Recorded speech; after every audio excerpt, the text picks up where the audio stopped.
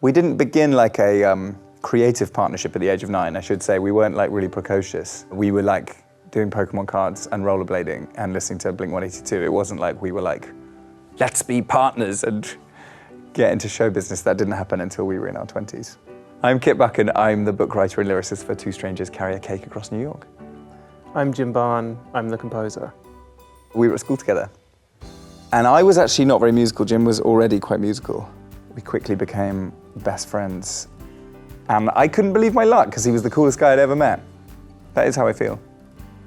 Thank you for saying that on camera. Jim had studied music and I'd studied English. We sensed this potential for the two of us as writers to combine what you were doing musically and what I was doing in terms of writing. In our 20s, we were in a band together for a long time.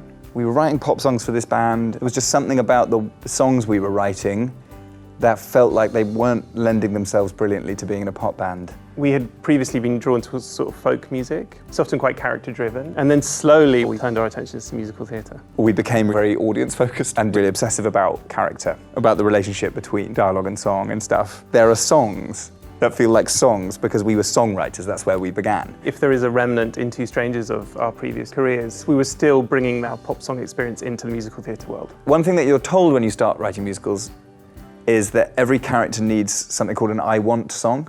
The reason we struggled with that is because Jim and I, when we were in our 20s, didn't really know what we wanted or where we were going. And that was also true of most people we knew.